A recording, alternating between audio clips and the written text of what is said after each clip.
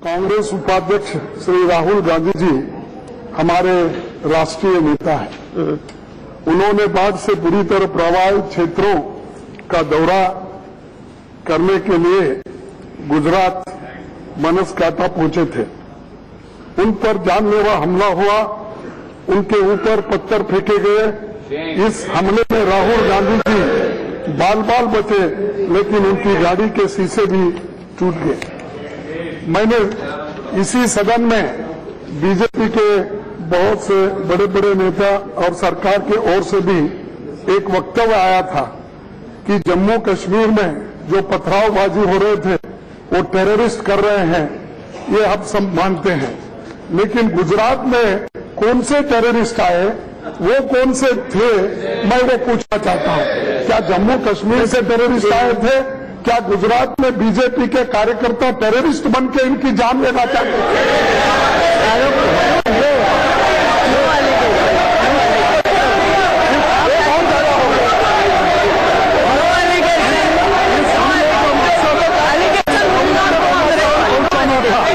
इस कायराना हमले का एक सुरक्षाकर्मी घायल हो गया। केंद्रीय सरकार और राज्य सरकार सुरक्षा देने में पूरी तरह असफल रही या इसकी जानबूझकर अनदेखी गई, ये भी देखने वाली बात है। राहुल गांधी जी पहले आसाम गए थे, ये पहली बार नहीं है वो गुजरात गए। आसाम गए थे, राजस्थान गए थे, फिर गुजरात गए थे। गुजरात में बनासकांठा बाढ़ से सबसे ज्यादा प्रभावित हुआ है, जहां बाढ़ की वजह से सबसे ज्यादा लोग मरे हैं, नुकसान हुआ है। यहाँ मुख्यमंत्री 5 दिन के बाद तब गए जब कांग्रेस पार्टी ने शोर मचाया। राज्य में बाढ़ से 270 से अधिक लोगों की मौत हो गई, जबकि अकेले बांसवाड़ा में करीब 70 लोगों की मौत हुई। जहाँ पर चीफ मिनिस्टर 5 दिन के बाद गए, जिस वक्त ये मुद्दा कांग्रेस पार्टी के कार्यकर्ताओं ने उठाया, उसके बाद 5 दिन के बाद चीफ मिनिस्टर गए। तो ये आप पूछ रहे हैं कि एमएलए कहाँ थे, चीफ मिनिस्टर कहाँ थे? 5 दिन के बाद उन्होंने पहुंचा और उन्होंने वो नहीं थे। और अगर कोई पत्थरबाजी अगर उनके ऊपर होता तो क्या होता था? आपके लीडर के ऊपर ऐसी पत्थरबाजी होती। अगर वो पत्थर अगर वो बलराव अगर पीछे सीट में गिरने के बजाय अगर आगे गिर जाती तो उनकी जान चले जाती थी। मैं ये कहना चाहता हूँ, लोग एक तरफ तो गोली मार के जान लेते हैं, यहाँ पर पथराबाजी करके उनकी जान लेने की कोशिश हो रही है। और हम अगर जगह से करने वाला नहीं है, ये शहीद का बेटा है, शहीद का बेटा है।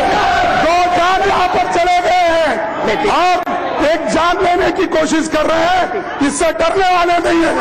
कांग्रेस को डराने की अगर कोई कोशिश करे, अगर कोई हिम्मत करता है, तो मैं ये कहता हूँ मेरा जो अहिंसात्मक लड़ाई है, हिंसा की बात आप करते हैं, गोडसे की बात आप करते हैं, लेकिन हम गांधी जी की बात करते हैं, हम गांधी जी की बात करते हैं। इसीलिए गांधी जी ने ये कहा, मैं आपको ये कहने के लिए आपके सामने ये कहता हूँ, अभी घटना राजनीतिक दोष की पराकाष्ठा है और लोकतंत्र के हित में नहीं है। कभी भी लोग मुसीबत में हो तो उनके पास जाना कोई गुनाह नहीं है। ये कांग्रेस की परंपरा है और उस परंपरा के घर भाषण है पूरा समय ये याद दिलाना जरूरी है। आज के दिन 8 अगस्त 1945 मैडम स्पीकर, ये याद दिलाना जरूरी है कि आज के दिन क्विट इंडिया का जो डिसीजन हुआ था 1942 में, उस वक्त गांधी जी ने कहा, भारत छोड़ो आंदोलन की घोषणा करते हुए महात्मा गांधी जी ने अपने भाषण में कहा था कि जिस लोकतंत्र का मैंने विचार कर रखा है, उस लोकतंत्र का निर्माण अहिंसा से होगा, जहां हर किसी के पास समान आजादी और अधिकार होंगे। उन्होंने आगे कहा, इस समय जहां मैं अपने जीवन के सबसे बड़ी संघर्ष की शुरुआत कर रहा हूं, मैं नहीं चाहता कि किसी के भी मन में किसी के प्रति घृणा का निर्माण हो। ये गांधी जी का संदेश है। आपका संदेश क्या है? घृणा है, पत्थरबाजी है, जान लेना है। और ये जो कर रहे हैं, इसीलिए मैं चाहता हूं उनके ऊपर एक्शन लो और उनके साथ जो भी लोग थे उनके ऊपर भी एक्शन लो और इस सदन को आप बताइए।